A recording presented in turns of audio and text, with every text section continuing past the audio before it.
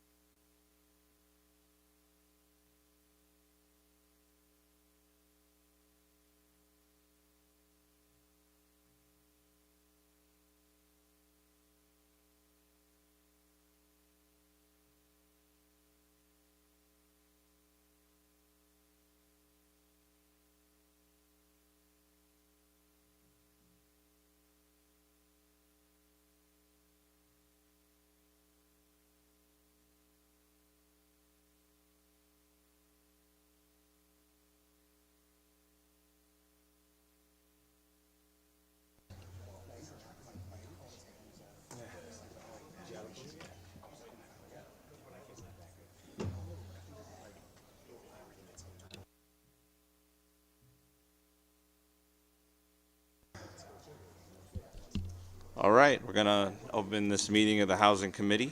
Welcome, everybody. It's another good day to have a good day.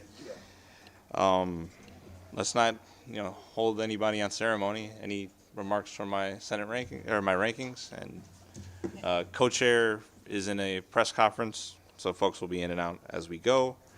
We're gonna skip over item number 1 for now. Go to item number 2, an act concerning provisions in residential rental agreements. Is there a motion? Motion.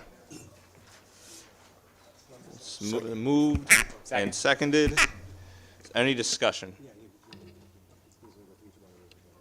Yeah. Representative Scott. Thank you, Mr. Chair. Appreciate it. Yeah. So Rafi had a good conversation yesterday about this bill. This is some of his stuff that we know. A good friend of the committee. I do have some questions on a few of these, and I can't wait to see the language. One of which is being disclosure of late fees. Like I know we've had that conversation before, and I thought we've already passed something that did say we have a disclosure of late fees. So I'm interested in seeing verbally what we're talking about versus what's actually in the bill. That's why these are concepts. Just everyone a reminder, where they're concepts, and this is where we're doing to have a public hearing, but also see the actual language as it gets printed out, and we can actually really get into the nitty gritty because the devil is always in that detail. So some of the questions I do have is about late fees. Is it something we already have done, and a little bit more around that. But this is something that again we're willing to do on a voice vote as we push on with the rest of the agenda. But definitely have some questions as we get closer to the public hearing. Thank you, Representative. Senator Sampson. Good morning, Mr. Chairman. Thank you for the recognition. I'll just, kind of follow up on what my ranking member of the House said, which is that, we're voting on concepts today. I say this in every meeting we vote on concepts, which is that, these are just an agreement to move forward with the idea on any of these bill proposals. A vote up or down on any one of them doesn't really indicate what you might do on the final product once we have bill language. Just speaking to item number 2 out of the gate. Well, first, before that, let me just say that, I want to appreciate the chairman putting a number of Republican items on this agenda today. I always like when we can work together and start moving legislation that is more likely to have bipartisan support and agreement. And as a result, I think that this committee meeting will go very well today, and probably more quickly than a typical housing committee meeting, which people might be pleased at. But again, I do want to be clear that, simply because we are going to work together and we're going to allow some concepts that ultimately I don't see that I'm going to have much likelihood of supporting at the end of the day, but willing to have the conversation as long as the chairs are willing to have a conversation about some of our proposals as well. That's very fair. And I like to look at it in those terms. I'll just say a word about the item number 2. It looks like 3 separate concepts. The first one being prohibiting the use of a clause in a lease agreement that says that a landlord cannot raise the rent based on the breach of a lease. I don't know if that really makes a lot of sense. I mean, once a lease is broken, there is no lease anymore. Now you have to worry about how to rectify that one party is not following the contract. So I'm curious to hear what the ultimate proposal is. Disclosure of late fees, I think, is something that's already done. Certainly a lease agreement would have to state that to begin with. You wouldn't be able to collect late fees from a tenant unless you previously disclosed that as part of the agreement. And then finally, this is the part that puzzles me, is this prohibition on holdover clauses. This is the part of a lease agreement where somebody would sign to say that, maybe the rent is $1,500 right now for this year, but if the lease renews, you can keep it at $1,600 a month, for example. These clauses typically benefit the tenant much more than the landlord. And usually they're included because the tenant wants to ensure that they have the option to continue to rent the place going forward. For me, if you take that away, I think what might happen is you might have landlords that could have an advantage over the negotiation process. I mean, a tenant is going to be living in the unit for a year or more, right? And they're going to have stuff, right? They're going to move in. And sometimes I have some tenants, for example, that, if they had to move out in short notice, it might be a very, extreme difficulty for them and very expensive. So I hate to put a provision in that would prevent the ability of the parties to negotiate those terms, especially if it ends up giving one much more leverage than the other. I think that's why I'm so hesitant very often to put things in our statute that would prohibit the fair negotiation of the parties. So I just wanted to put that on the record. But as discussed, I will support this as a concept today. Thank you. Thank you, Senator. And to translate some of his earlier comments, I think he's saying that the preliminaries are going to go very short, but the title fights might go 12 rounds. Any objection to a voice vote? Seeing none, all those in favor signify by saying aye. Aye. All those against, nay. Ayes have it. Item number 3, an act concerning domestic violence and tenant screening. This proposal is, once again, it's a concept. The concept is trying to figure out how to bridge the gap between some tenants who have experienced domestic violence.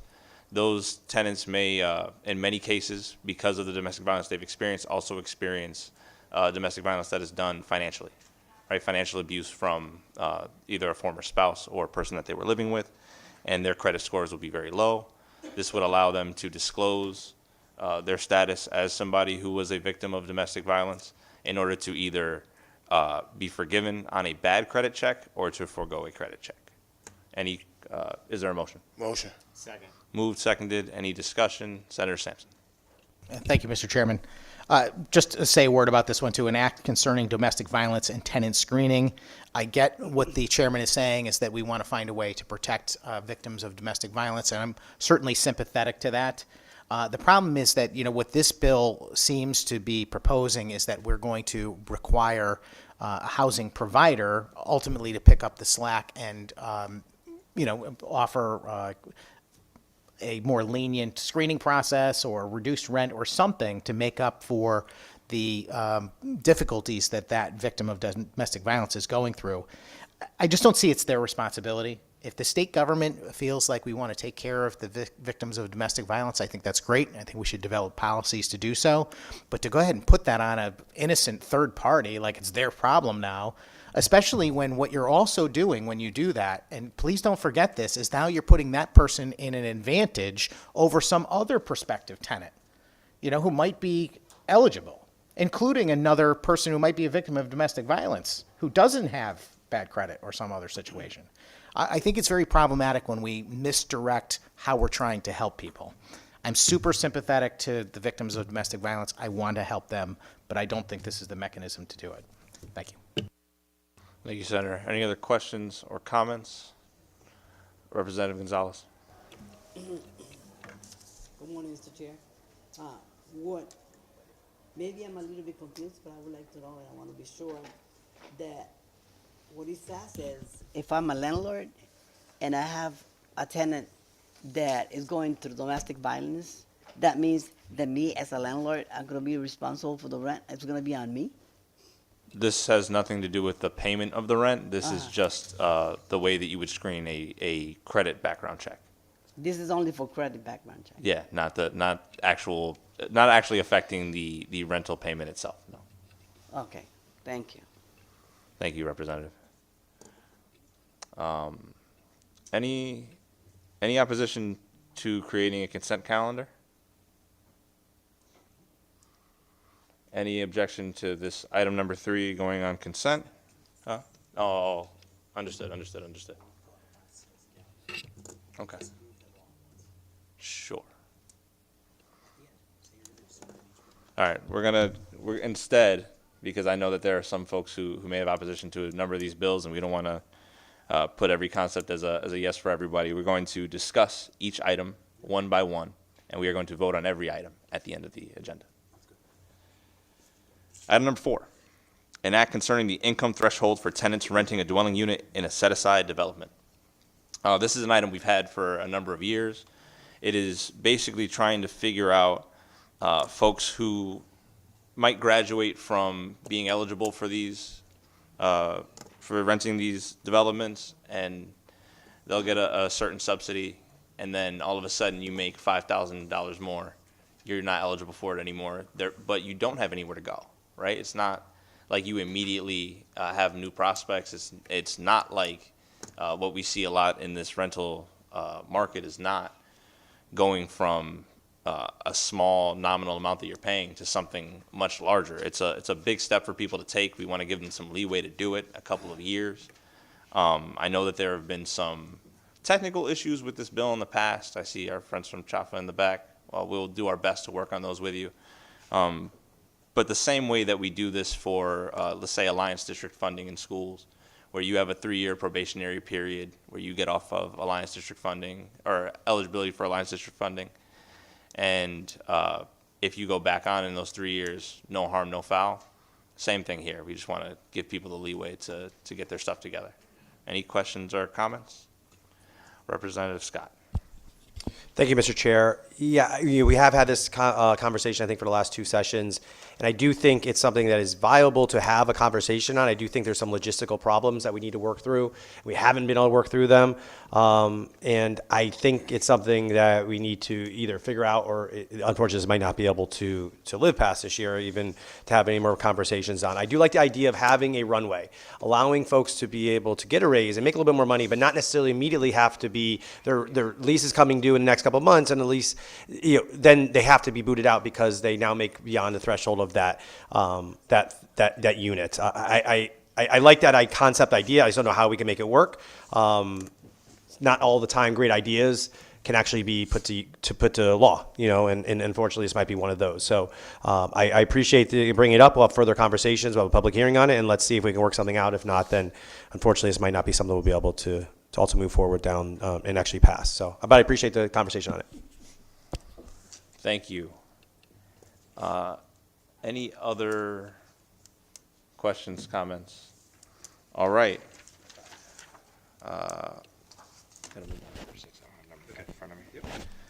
Item number 6. I'm just going to jump around a little bit here, guys. Don't worry, we'll get to everything. An act increasing housing unit equivalent points for municipalities.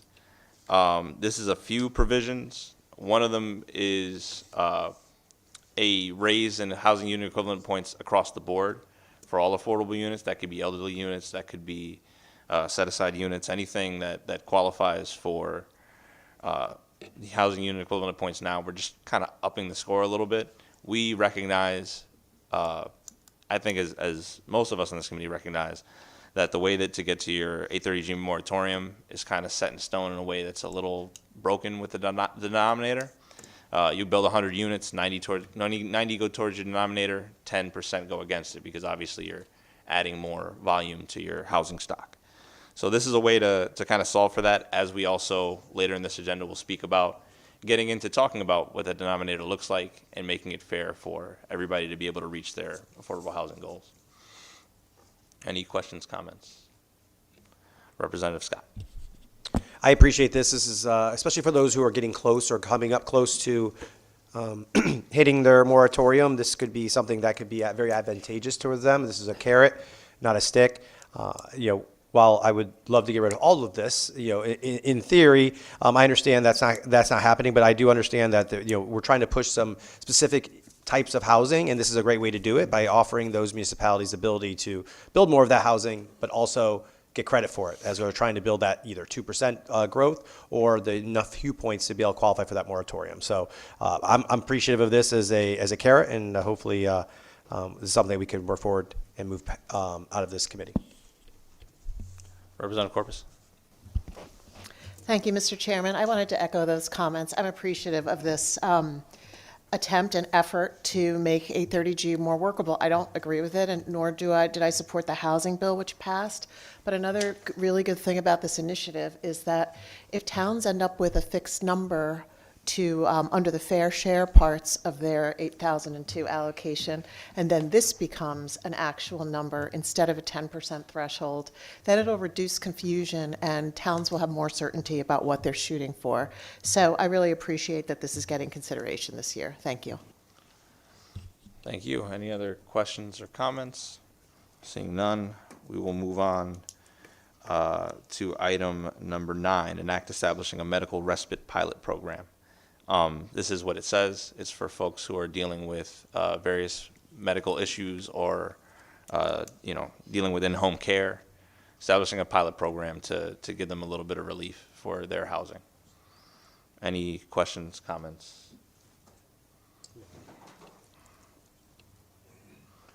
Seeing none, we'll go to number 10, an act concerning tiered deed restrictions. This is something of a personal project of mine. I think we've heard a lot from a lot of folks about the way the deed restriction works, especially it being 40 years. 40 years is a very, very long time. But then I hear from other folks who tell me they want to do 5 years, and I think that's a little ridiculous on the other end. But we should be able to tier it in a certain way, especially if you're thinking about like elderly units, for example. Maybe they don't need a 40-year deed restriction if that's going to end up being somewhere that that person moves on, either into long-term living or otherwise, and giving that a little bit less of a hit, and some other situations as well. So finding a way to tier deed restriction so that not everything has to be 40 years. I don't think we're getting anything down to 5, 10, but talking about between 15, 20, 40, it's a conversation I think we ought to have. Any questions, comments, discussions? Seeing none. I'm not going to describe the next one. I think I'm just going to let Senator Sampson give his remarks, but number 11 is an act defining advance rental payments. Senator Sampson. Thank you very much, Mr. Chairman. Yeah, this proposal is something that I've put in the last several years, and it's designed to address a situation where you have a tenant and a housing provider in a negotiation. And very often you might run across a tenant that may have maybe not continuous job history, or they have a credit issue, but they in other ways are a viable tenant applicant, and maybe as a landlord you want to give them a chance, but it's much more appealing if they would pay a larger amount up front. And if the tenant sometimes will make that offer to you, it seems silly to me that under current law that can't happen. So you have a guy that says, I want to rent your apartment. I know my credit's not so good, but I'm a good tenant. I'm trying to clean things up. I can pay you 6 months in advance. And you're like, yeah, I'd take a chance on you that maybe you're going to end up being a really good tenant, and that seems fair. But under our current law, that is a prohibited practice. To me, that's a mistake. I think we should be allowing those situations. Again, this is a situation where the tenant offers it. It's not where we're allowing the landlord to require that amount. It's just a situation where the tenant would want to engage in that. Plus, I've had situations where you have a tenant that might want to go away. They're going to leave the country, go back, home to their native country or something like that for a few months, and they want to just pay you, to say, hey, by the way, I'm going to be away. Can I just pay you for the next 3 months? And under our current statute, the landlord's in violation of the law if they accept that payment. It seems silly to me. There should be a way to work those things out. There is some conversation about making sure that we properly delineate security deposits from rental payments. And I think that that's very important, because out there in the real world, sometimes people get confused. They can use their security deposit for the last month's rent, things like that. I think if we did a better job of drafting our statutes so that there's a clear, definitive separation between a security deposit and rent, I think everyone benefits. And I just urge adoption of the proposal. Thank you, Mr. Chairman. Thank you, Senator. Any other questions, comments? We'll move on.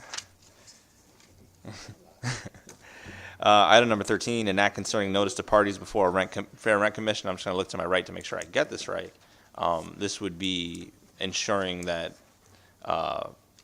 all parties are informed very basically of their rights. It would be a addition to a sheet that we commission DOH to give out, that they can kind of put as a one-pager on the table at a Fair Rent Commission meeting, or I guess pop up on the screen if they're doing something via Zoom.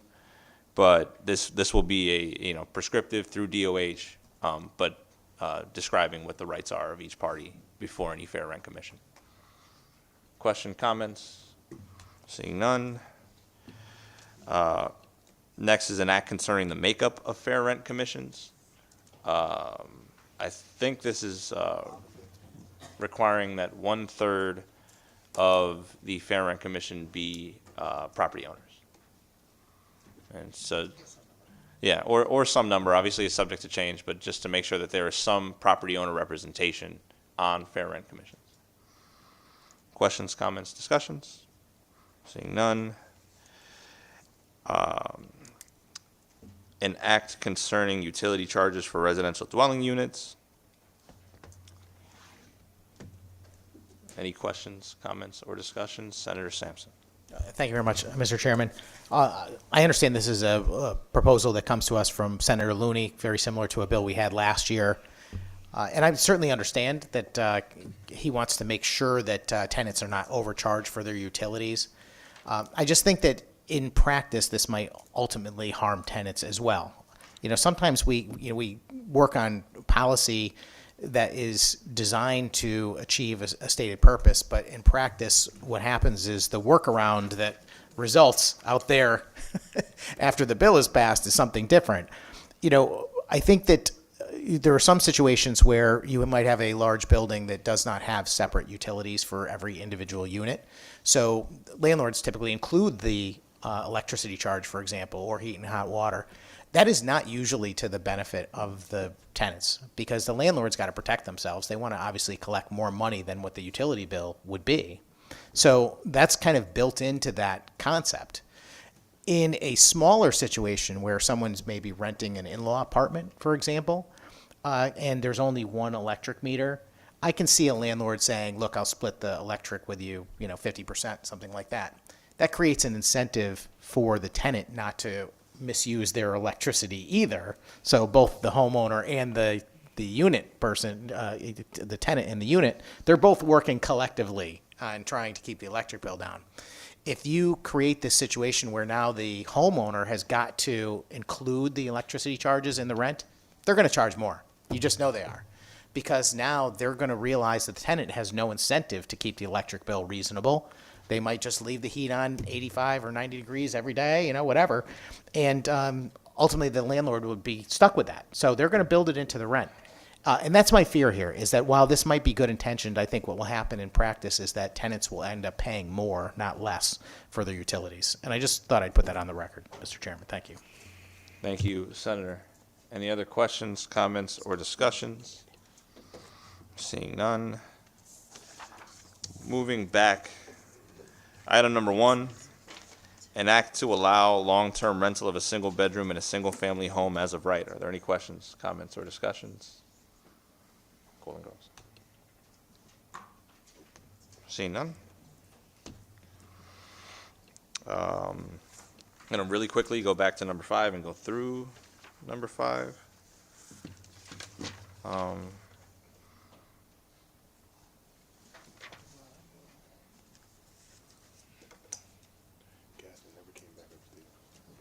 Give me 1 second. We'll recess for a moment.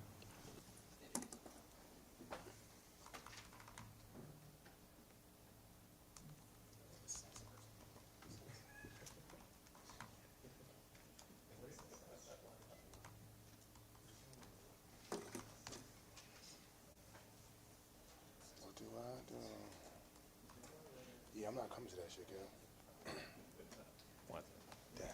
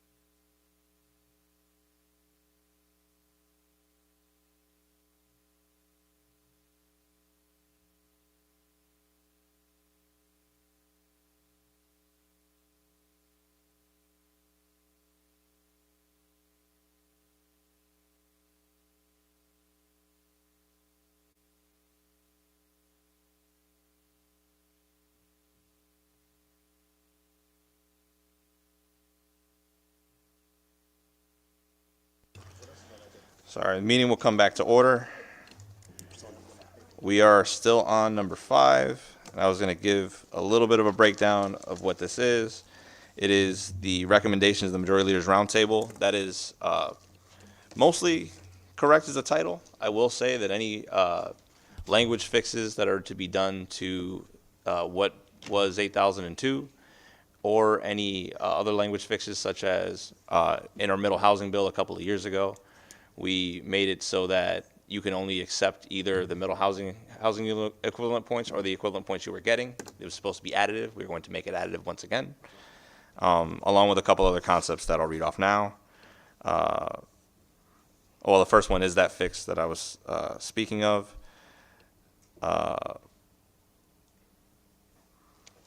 Then we'd have some small 830G moratoria changes, shorter deed restrictions on municipally owned land, 20-year deed restriction rather than a 40-year deed restriction.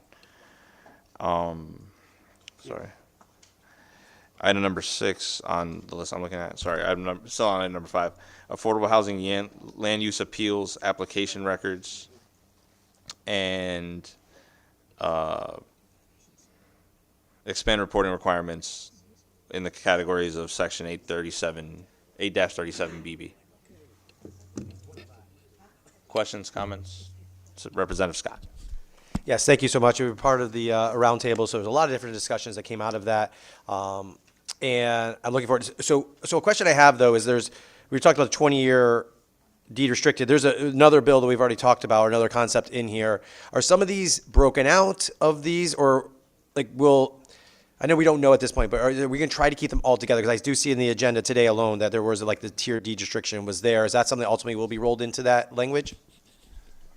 That might be the case. We're not sure yet. I would say that this is a very specific case, but it could also be one of the tiers within tier deed restriction. But they will come out separately. Representative Scott. All right. Yeah, as always, we love to keep it as separate as possible because there's a lot of things we would vote I would vote yes on, that because there's some of these really good concepts, but when you put it into a bigger bill, then maybe there's going to be a no, then it stinks because there's a lot of good stuff potentially in the bill that I could support. So I'm always supportive of that. So appreciate it. I know there's a lot of stuff that can go in here. We'll have many discussions about some of the tweaks that 8002 that we talked about. Obviously, we're not saying get rid of 8002. That's not what we're saying. I'm saying there's some tweaks that we can definitely do that we definitely like to be able to make clear that we can do on just cutting around the edges to make it a little bit smoother and more clear what some of the meaning is on that. So I appreciate this one, and I'll be supporting it today.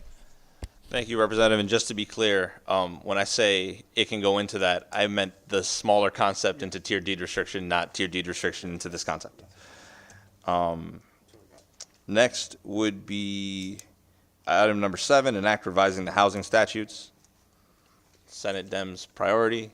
I think they're trying to figure out how to revise the housing statutes. Any questions, comments, discussions? Representative Scott. Yeah, so this is where we're going to get into, I guess it's a dummy concept at this point. It's words. And we will see when the bill comes out. I had a frustration last year with 5002 when we had 20 or 30 words, and it turned out to be a 100-page bill when we left the committee. So I'm interested in this one. We'll also talk about the same thing on the next one. Just don't love the dummy concept. That's what this committee is for, is to go work through it and have the conversations, have a public hearing on what you're actually trying to accomplish, because whatever is going to be written in this is probably not going to be anything close to what the bill is going to be tried to be when we get onto the floor of the House, because we're going to have a couple days to, a week to be able to write this bill up, and I'm assuming this one and the next one are going to be fairly lengthy. So I do worry about that, because that's what a public hearing is for, is to really understand and really look at the bill and understand what's in it, pro, con, let us know. And sometimes when these happen, you lose that. And I like to hear from the people, and I sit here, and I sat here 7 hours the other day. I'll sit here probably 12 to 15 hours next week, and I'll do the same thing because I want to hear what everyone has to say about the bills, and I make my notes and help us with the negotiations and talk about what's actually happening with the bill. So I just want to call that out as a problem, that I don't love this concept because of the title, but we'll be pushing it through, and we'll see what's actually in the bill when it's actually written. Thank you, Representative. Any other questions, comments, discussions? Seeing none, move on to item number 8, an act concerning housing. This is a House priority. I will say that I share a different perspective. It's not that I don't respect the perspective of the good representative to my right. At least for this House proposal, I feel that it's the opportunity for us to really consolidate some stuff, really do some things a little bit more efficiently when we get to floor time. Obviously, there comes a time where we go through these agendas and these titles cannot change. So all of a sudden you'll see something that says enact to allow long-term rental of a single bedroom, and if we throw tiered deed restriction in there, it doesn't really make much sense. So to be able to have a vehicle to put stuff in, I do not intend, at least in the House, to be putting any concepts that we haven't given a proper public hearing, but this is a way to have a vehicle to put some things together. Any questions, comments, discussions? I think we heard them on the last one. Item number 12, an act concerning housing unit equivalent points for developments subject to litigation. Questions, comments, discussions? I will quickly describe. This is something that we heard in the Majority Leaders Roundtable, something that we definitely don't all agree on, but it would make it so that if a 830G application is fought in court and lost, the municipality that loses that suit would not be able to collect housing unit equivalent points for that development. Questions, comments, discussions? All right, seeing none. Mr. Chair, if I may very quickly, I'm sorry. I'm in Representative Zullo, my apologies. Thank you very much. I appreciate it. Just very quickly, you mentioned that there are people who have concerns about this. I'm certainly one of those people. Unfortunately, I see 830G from the perspective that developers use it as a sword and a shield. And if we're going to do this for municipalities, I think what's good for the goose is good for the gander. And, frankly, if a developer has an application that's remanded by a court back to a zoning board because there are concerns, frankly, then the developer should have to pay for the town's legal fees for having to fight that, because the court will have upheld those valid concerns. Again, what's good for the goose is good for the gander. And I think what you're going to do if we see this move forward and it gets passed is that you're going to see towns who are being severely penalized and hurt by the fact that they can't appeal these decisions. Unfortunately, a lot of times developers bring these applications and they promise the world, and there really are engineering problems. There really are runoff problems, and the court process allows for a fair process for towns to weed those out and to actually get to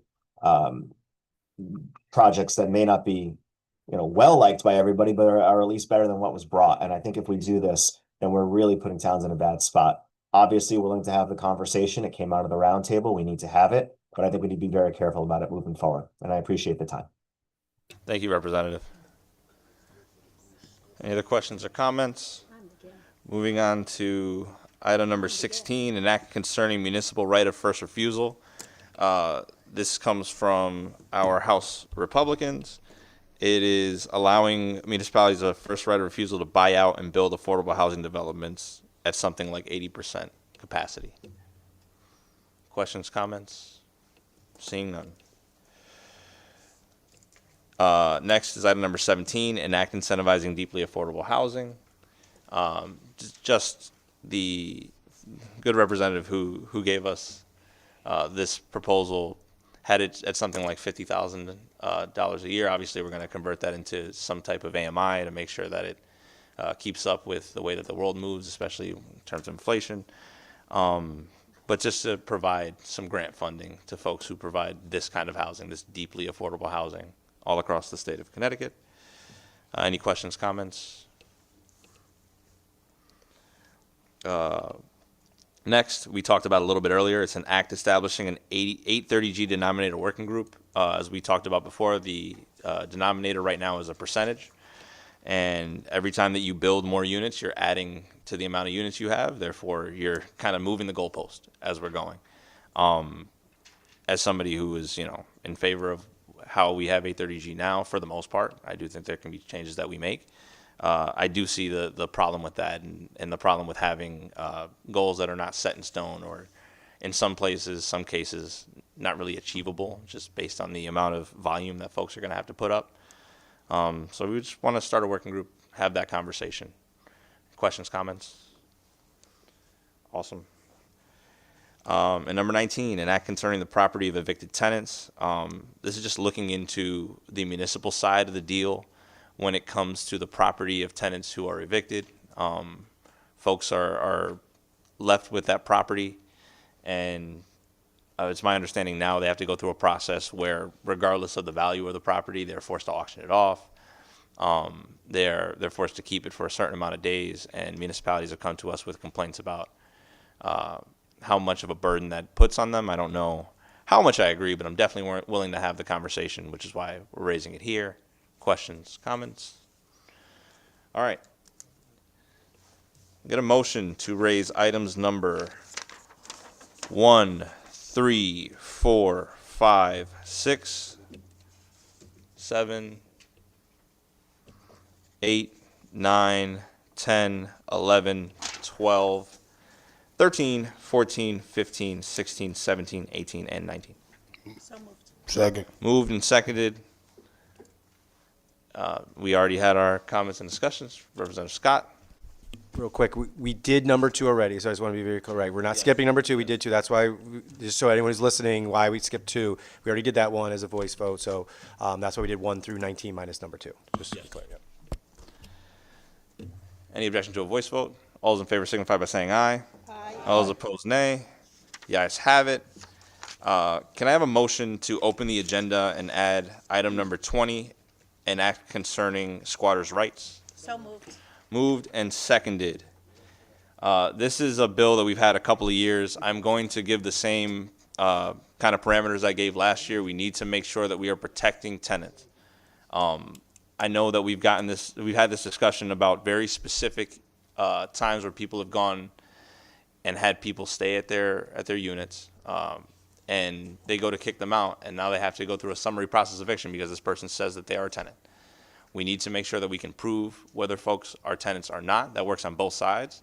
If you're somebody who pays cash, there needs to be a way to have a receipt or be able to show that you are a tenant, so somebody can't just say, they never paid me, we never had an agreement, and get you kicked out that way. But by the same token, I don't think somebody should have to go through the long slog of an eviction when somebody is broken into and use their property for their own purposes without having any right to that property. Questions, comments? Senator Sampson. Thank you, Mr. Chairman. I just want to thank you for putting this on the agenda. I know this is a difficult policy to come up with the language for that's fair, and I think that's why we haven't been able to get something over the finish line in recent years. But I will say that this is a problem that is becoming more and more prevalent. I have somebody that I know personally. He's my barber, actually, and he owns an apartment building in the city of New Britain, and he told me a story about how he went over there to make some repairs to the building, and he found people living there, and they refused to leave. Said, you can't throw me out. I'm living here, man. Sorry. And so he calls the police, like any of us would do, and the police came out, and the police couldn't do anything. These folks said that they were paying rent to the landlord, even though they weren't. And I don't know how he ended up resolving it, but at the end of the day, I mean, that actually happened. I've seen this in the news a couple of times. I know that there are other members of this committee who've had some individual experience on that subject. So I do think it's important that we find a way to solve this problem. I do recognize that it is very difficult. We want to make sure that we're not allowing some mechanism to, evict a tenant that shouldn't be unfairly. And I'm more than willing to work with the chairs to kind of come up with the solution to that. But I really want to protect property owners from having their homes taken from them effectively. So thank you very much for putting it on the agenda, Mr. Chairman. Thank you, Senator Sampson. Representative Gonzalez. Thank you, Mr. Chair, and sorry I was out, but this is something that is very personal to me. I went through a situation and it was horrible. I thought that I was in a movie or something like that. I said, this is not possible, it's happening to me. I said, this is crazy. Then you go to your house and you try to open and somebody is inside trying, holding the door because they didn't want you to get into the door. And then the next thing that you heard is, you can't, get out of my property before I call the cops. And I say, I'm crazy or what? This is my property. So anyway, it was horrible. It took hours to deal with that. And I think that I was maybe one of the luckiest ones here in Connecticut, that I was able to get rid of them, like in maybe 4 or 5 hours. So, because I heard cases that you have to pay them to move out of your property. So it's crazy. On the other hand, I heard that Well, we have to protect the tenant. What tenant? That person is not a tenant. That's invading the property. That's not a tenant. And what we have to protect their rights. What rights? What about my rights? Protect my rights. I am the landlord. I pay for the insurance. I pay for the mortgage. I pay for everything. And I don't have no right when, you're in front of a situation like that. So I hope that we can work this, something out in this bill because I really want to see this happening. And I appreciate all the support in this. Thank you. Thank you, Representative. And just to clarify, because I know Senator Sampson and I were agreeing on this point, we talk about protecting tenants. We're talking about protecting tenants in other situations where folks may try to claim they're a squatter when they're not the people who are squatting themselves. And just to reiterate, before we, no, we don't want to shoot the squatter, just the bears.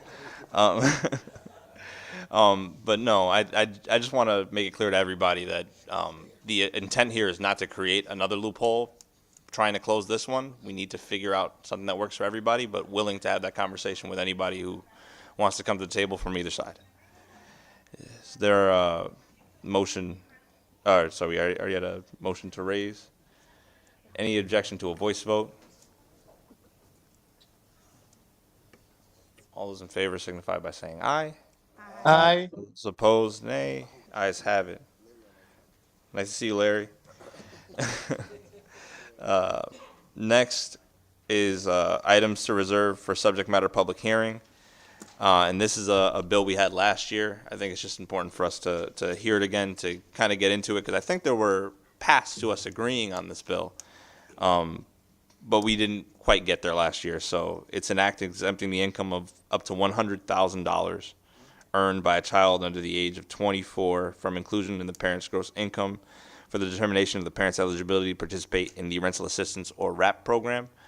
Obviously, got to do the subject matter based on the title. But if anything does come of this, that 100,000 is obviously not set in stone. Any questions, comments? Senator Sampson. Thank you very much, Mr. Chairman. I know I said I was going to support all the items on this agenda, and I will stick to that for this idea of moving forward with a public hearing. But I got to say, this is quite the objectionable proposal. I mean, basically what this says is that you could have someone living in your home with you who makes $100,000 or more, and yet you'll still be eligible for government assistance. I know countless seniors on Social Security income that are struggling to pay their rent and their electric bills and their medications and everything else. I mean, this to me just is a slap in the face of people that are struggling to get by. I don't know what the right amount is. In my view, it's zero, but I certainly hope it doesn't end up being 100,000. I just wanted to get that on the record, Mr. Chairman.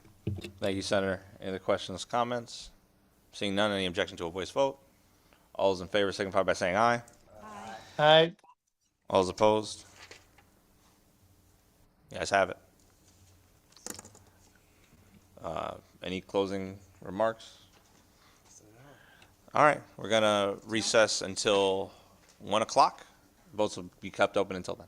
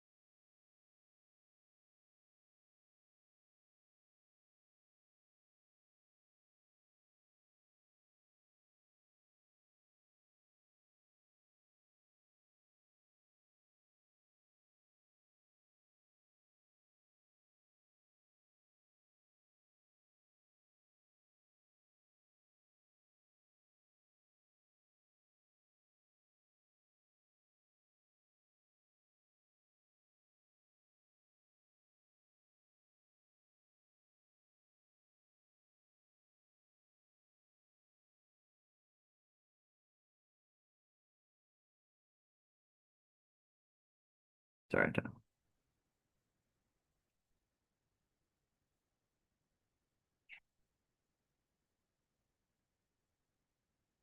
Hello, Senator Hockendahl. How are you? Hold on, I gotta make sure my sound is on.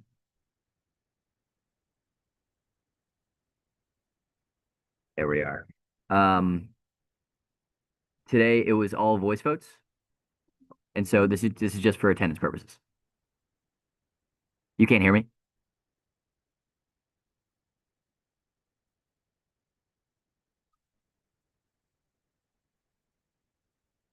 Let me try to fix that. You can hear me now? Okay, fantastic. Today was it was all voice votes, and so this is just for attendance purposes. So I got you down. Awesome. Thank you so much.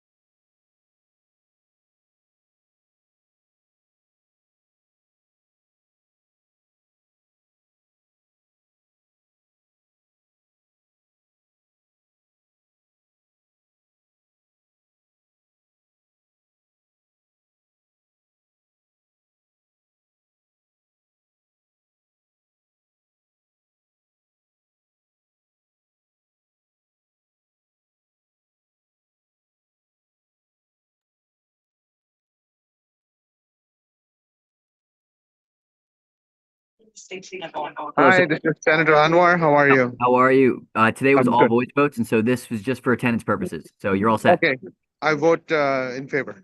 Great. All Thank right. you. Thank you. Yeah. Take care.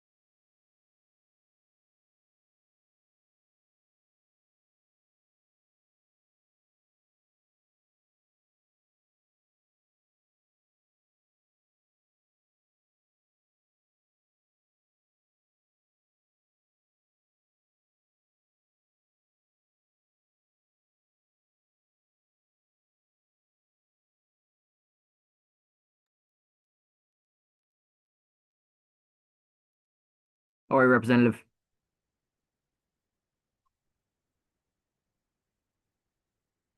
So we're all voice votes.